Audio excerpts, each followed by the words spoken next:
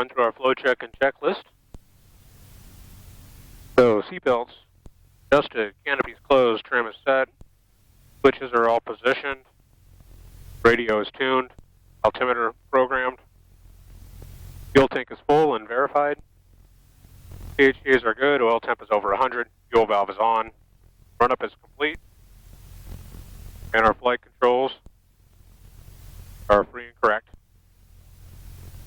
Seatbelts, canopy, trim, switches, radio, altimeter, fuel quantity, engine instruments, fuel shutoff, run-up, and flight controls.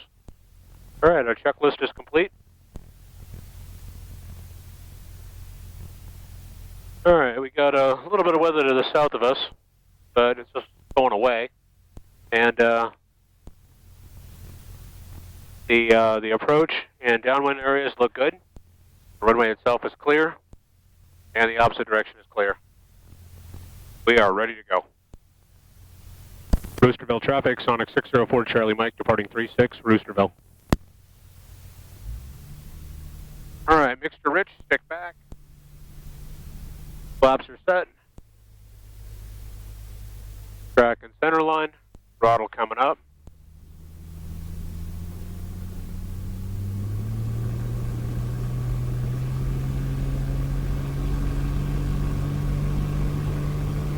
Airspeed alive.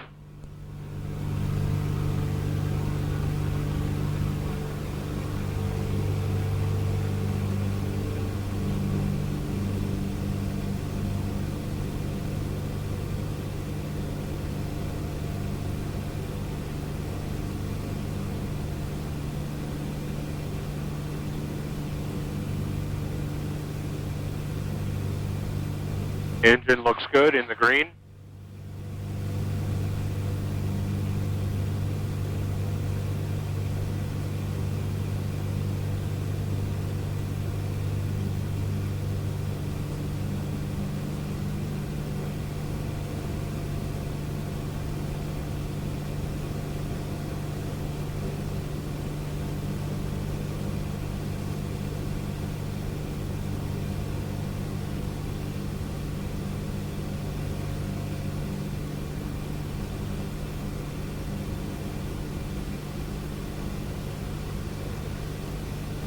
All right, leveling off for pattern altitude. December traffic, helicopter 690 Papa Delta is entering a left downwind for runway 18, Lee Summit. And the flaps are up.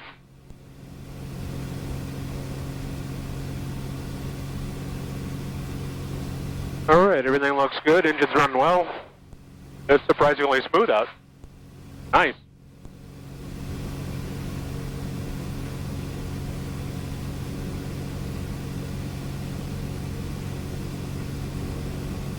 And it looks like we got some scattered clouds at about 25, maybe as much as 3,000 feet.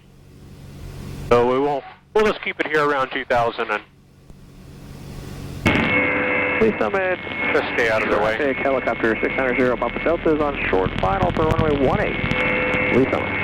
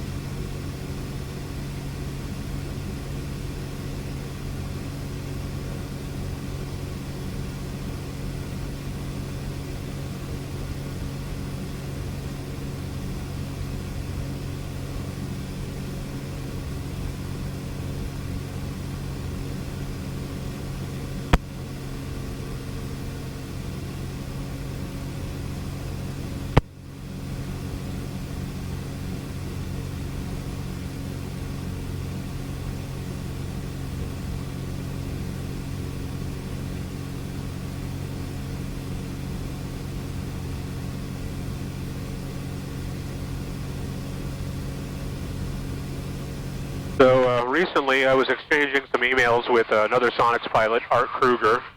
He's out in California. He was asking me about the fuel I'm using. You notice that avgas fuel has not come down as much as regular autogas, and in some areas is still pretty expensive. And now that the price difference is potentially greater than it was, circling back to auto fuel might be an attractive way to lower the cost. So what I explained to him was, I burn a lot of autogas. That's primarily what I burn in my Jabiru. I go to Quick Trip, which is a local Kansas City area company, more than just Kansas City. But they're all over here. And they do a lot of volume. They're always high volume stations. And Lee Summit traffic helicopter 690 Papa Delta. And what I like about Quick Trip is that they have premium no ethanol. They have it on a dedicated tank and a dedicated pump handle. It's the red handles that you see. And so you don't even have a little bit of residual fuel from whatever the last guy pumped in that nozzle. It's just straight out of that tank. A lot of lawn service and boats will come and fill there up. And it generally has been a really good source of no ethanol fuel. So that's what I've been burning. I pay about $2, anywhere from about maybe $2.20 currently. Sometimes maybe as much as $2.50. But it's consistently $1 or $2 cheaper per gallon than avgas around here.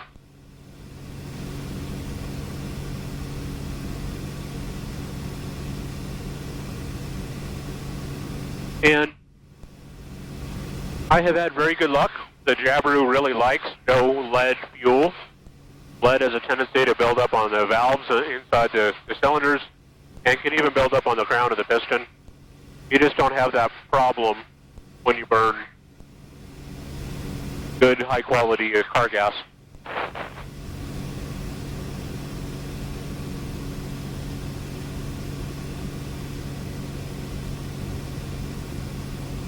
Got a couple of people down there at Liberty Landing.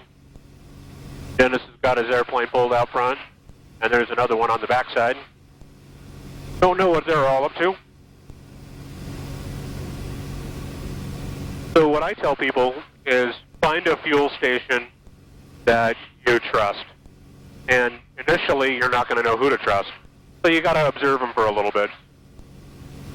Get a sense of how much fuel they go through, how fresh their fuel is in the tanks.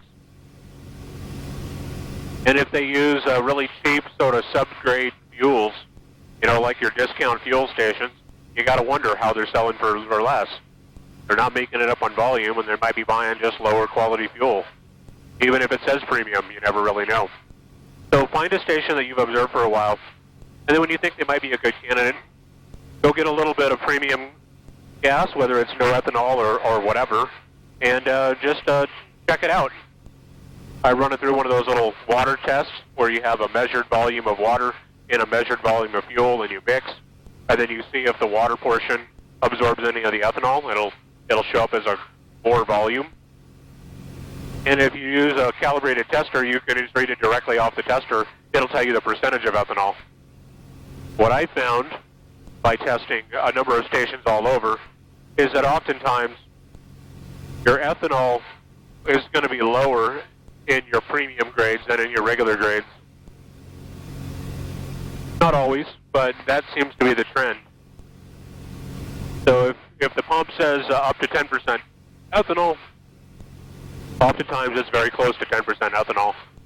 And I see a lot lower figures, 3%, 5%, maybe 7%. I don't think I've ever seen a full 10% on a premium grade, even when all the other pumps are up there at 10%.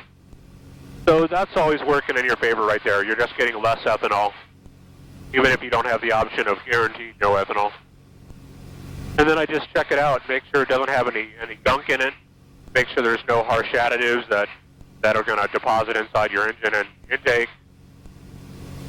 And then just kind of check it out like that. I have a few other things I do that I just try to assure myself that this is good, high-quality fuel. And then once I'm using that fuel for a while, it'll tell me whether the engine's happy running it. But I just periodically retest, a couple times a year. I'll just go back and retest it just to see what it looks like. I don't have the patience and time to test every single time, but I like to just keep tabs on it throughout the year and find out what's going on.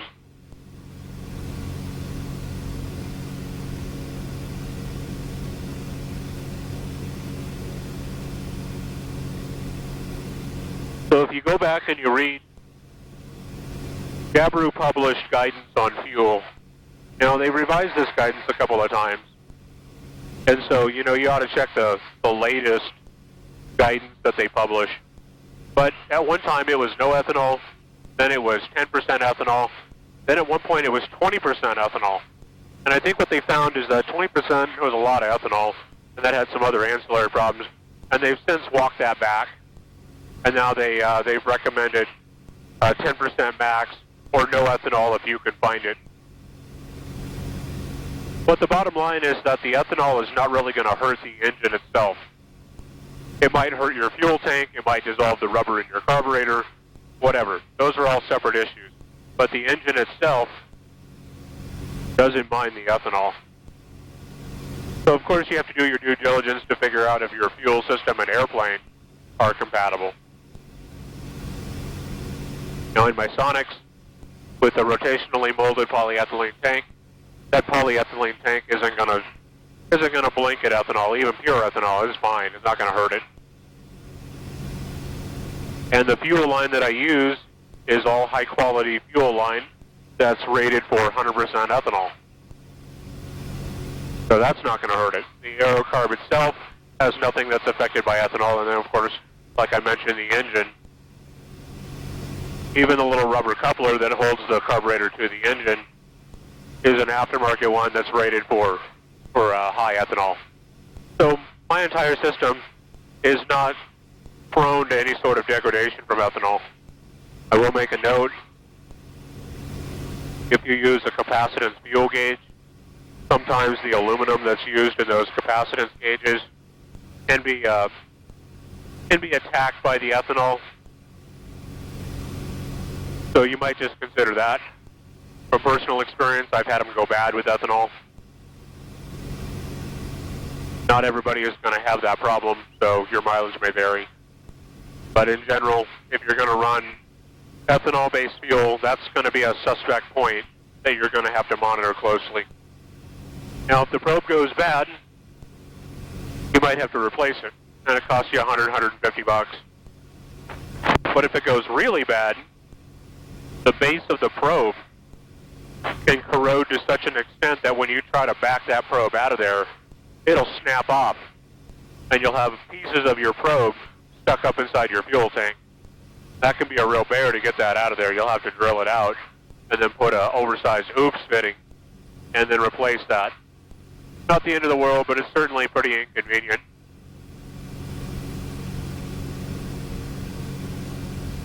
So I suppose the recommendation would be if your probe starts acting up, pull it out immediately. Don't let it sit there for another period of time where potentially that base is going to corrode through. Because that'll make a simple job into a really inconvenient job. As for me, I just use the fuel totalizer and a flow sensor. I do not have an actual level gauge in the tank. My red cube has been extremely accurate, and I have had very good luck with what information it gives me. I also have my little backup fuel camera, which is just a little backup camera off Amazon that is up underneath the panel that just gets a visual eyes-on look so I can see when the fuel tank starts to get low. It's not on all the time. I have to actually physically turn it on and have a look. But if I think I'm getting low on gas, I can easily go in there and check it out. And then, of course, every pre-flight, I visually inspect my tank. I have a calibrated dipstick, and I make sure my programmed fuel quantity on my Dynon matches my actual measured quantity from my dipstick. And all that has been working really well for me. I really like the accuracy of it.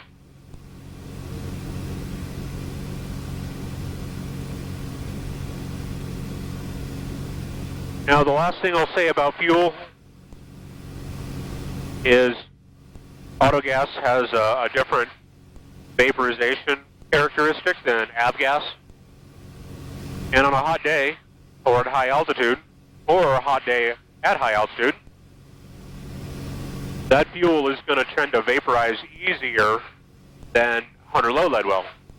So if you're flying high on a hot day cross country, you might think that might not be what you want. That might be a risk. And so if that's the case, you might choose to put a tank with 100 low lead in there for that particular mission. You know you're going to be flying Young Eagles in the middle of the day, and there's no way getting around it. Well, you might just burn that auto gas down and then top off on your last fill up before your Young Eagles flight with 100 low lead, and that way, you know, you're ready. You've got a fuel that's more resistant to vaporizing, and it's in the tank ready to go. That won't really help you if you have a spur of the moment, middle of the day flight, or you might decide, hey, I really don't know when I'm going to be flying in the heat of the day, and so but during the hottest months of the year, I just won't use auto gas anymore. And that'd be a perfectly valid risk mitigation measure that you might employ. Point is, you know, we kind of know how these things work out.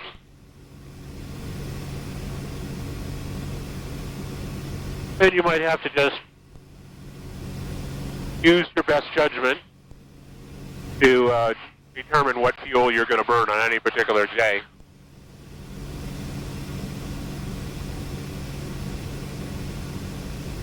Now, operationally, I haven't noticed any ill effects when running auto gas.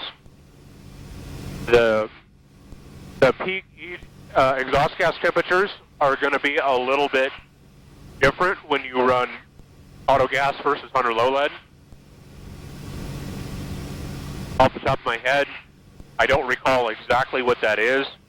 Typically, your exhaust gas temps are going to be a little higher on auto gas, but you know, you're laying a little higher, your peak's a little higher. That in and of itself, I don't think is a problem. But the engine runs just fine on both. It does not seem to turn up different RPMs on either fuel. It doesn't seem to run smoother on one versus the other. None of that seems to be much of a noticeable characteristic. And from talking to Jabiru at their maintenance seminar, you run a lot of 100 low lead, you're going to have some lead building up inside the engine. Now if you run a synthetic oil like Aeroshell, you might have quite a bit of lead built up. It might be hanging out in the sump. It might be deposited on your valves. Who knows where it could be hiding? If you run Phillips cross-country, the XC oil, that's what I run. It's a conventional oil. It does a pretty good job of grabbing the lead and flushing it on out.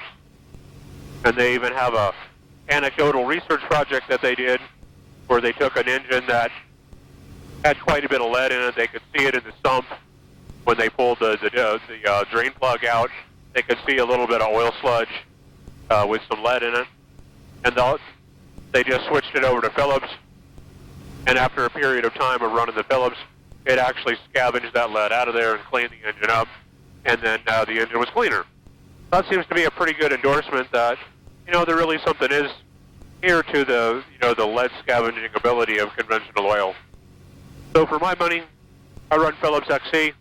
That's what they recommend. It works really well, and I'm very happy with it. That's pretty easy preventive maintenance, if you ask me.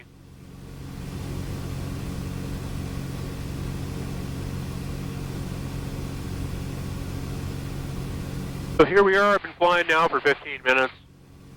I'm turning up about 2,700 RPM, doing 135, maybe a bit more, maybe up to 140. As I'm kind of maneuvering around, the airspeed's kind of fluctuating. And I'm leaned out to 6.1 gallons per hour. My exhaust gas temps are in the, we'll call it the mid-12s. Up to my hottest cylinders are the low 13s. And the engine seems to be doing just fine. Oil temps running 173, and my cylinder head temps are all running about 220 at the low to 237 at the high. So my engine tells me it's running pretty cool. Oil temp's in line. Oil pressure is nice and stable at 55. Everything's running great. So today is a typical mission. There's some rain over there. Aim towards it so you can get a look at it over here. I don't know if it's going to show in the camera or not. But right out over there, right off our nose, there's a hazy area. And it looks like we got a cell with some rain blowing through here.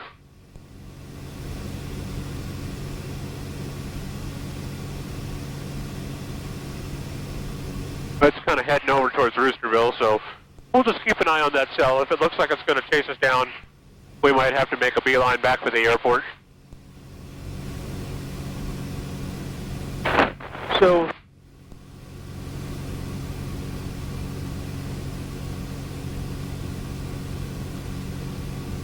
typical mission for me, you know, I'm going to go out, I'm just going to enjoy some sightseeing, I'm going to look at the river, I'm going to look at the ground, I'm going to see who's hanging out at the local airports, and just basically enjoy flying this wonderful little airplane. I'll be out for an hour, maybe a little less. And when I'm all done, I'm going to pull the airplane back into the hangar. I'm going to take my 5 gallons of Quick Trip Premium No Ethanol Auto Gas that I paid $13 for my 5 gallons. And I'm going to dump it back in to top off my fuel tank, button the plane up, and I'm going to smile knowing that I had a really nice hour of flying for less than $15. And that's really what it's all about. Affordable flying that's just a lot of fun. So there you go. Hopefully you enjoyed my thoughts on flying with my Jabiru with autogas.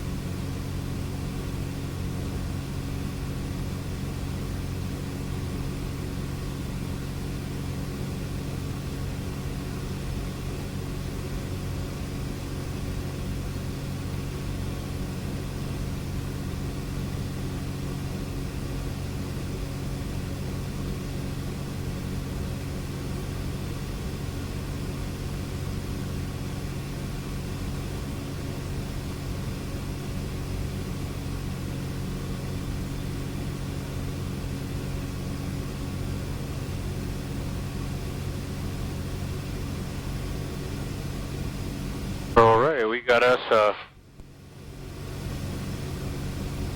looks like a Cub look-alike down below us.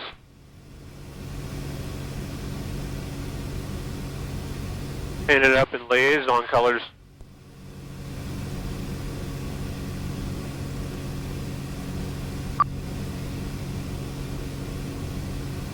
Looks like Genesis is going out in his Hummel.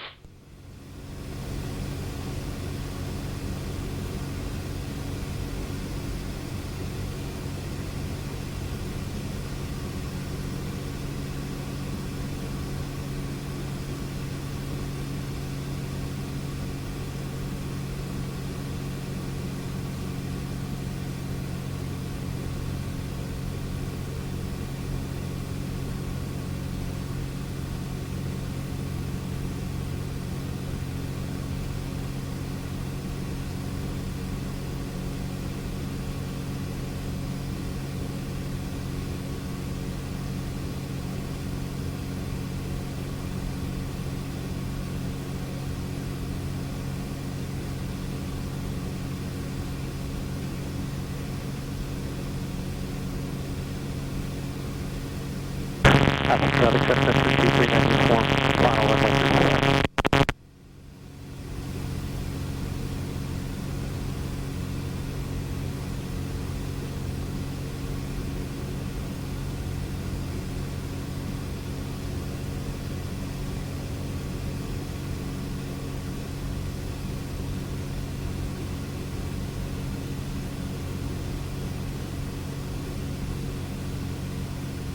Please accommodate traffic manifest Eagle 5 is 12 miles to the southeast at 2,000 feet. If you're transitioning to the northwest, it'll be about 3 miles southwest of the airfield when transitioning. Please accommodate traffic.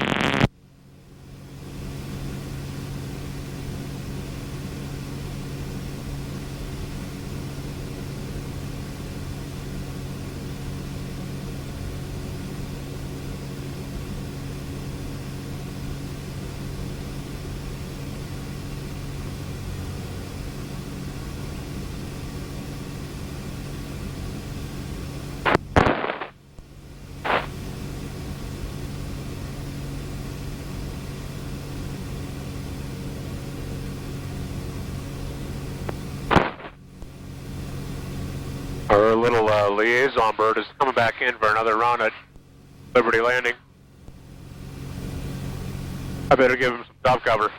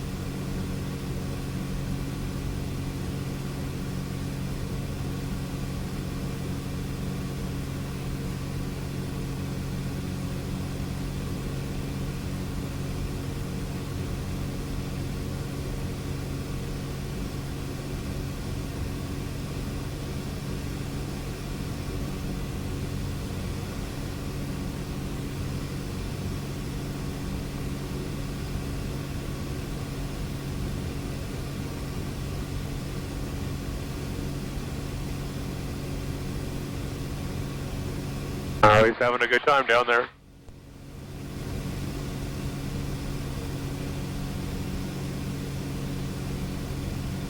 Oh, we got a little flooding on the river.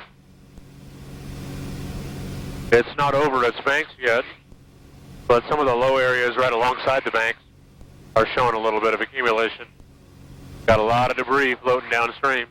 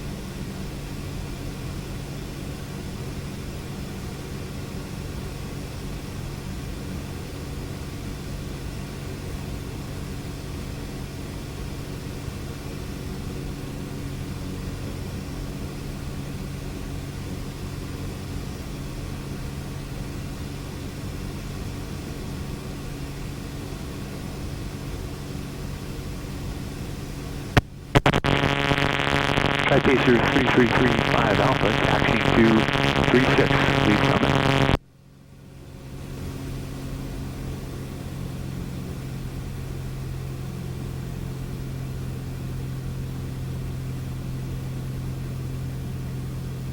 Alright, well, it looks like these clouds are starting to close in.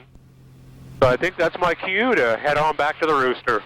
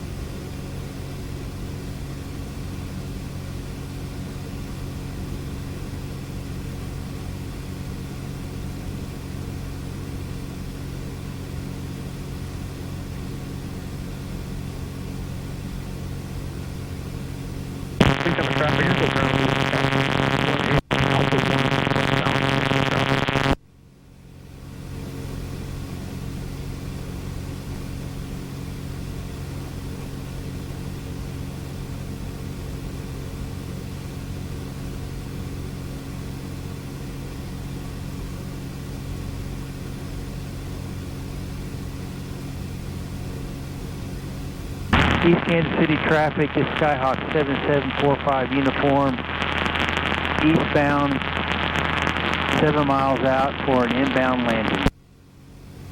East Kansas City traffic.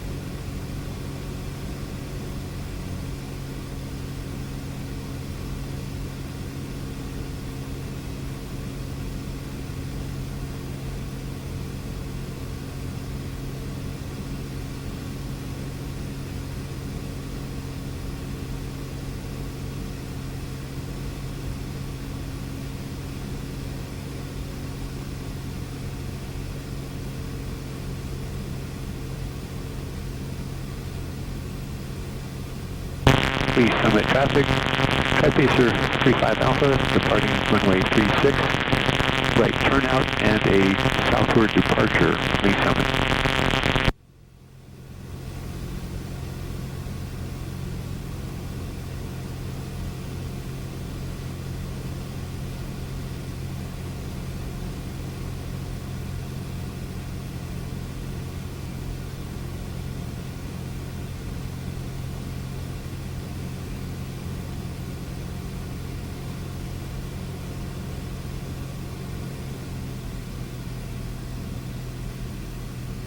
Roosterville traffic, Sonic 604 Charlie Mike, Tony John Wind 36, Roosterville.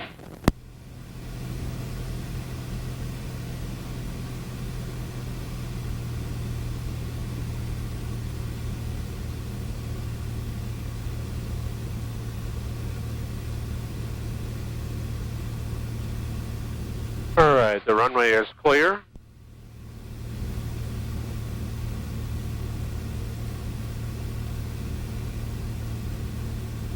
Rain is coming. It's back over there by Missouri City, or Liberty Landing now. So I think I probably could have stayed out another 10 minutes maybe, but I don't want to push my luck.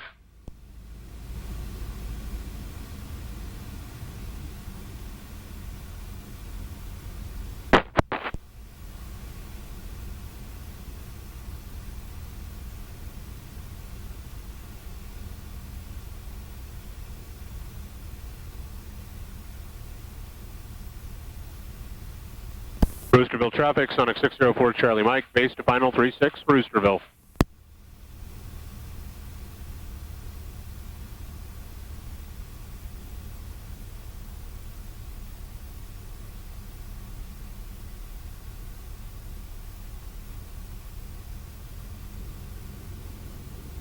Green Valley traffic, 289 Romeo Zulu's on an 8-mile final, straight in, runway runway 09, Green Valley.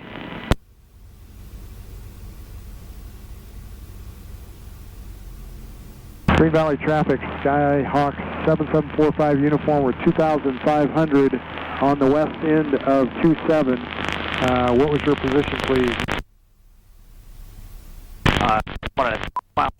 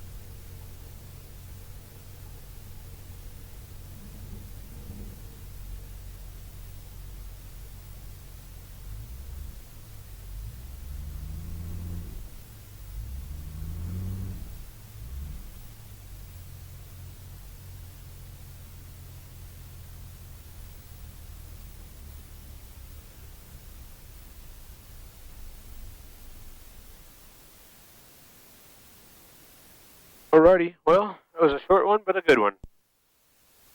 And looks like I'm going to have some gas left over because total fuel burn was listed at 3.8 gallons. So that's not too bad. So that's $2.20 a gallon. Gallons. Yeah, that's like $10. All right, catch you next time.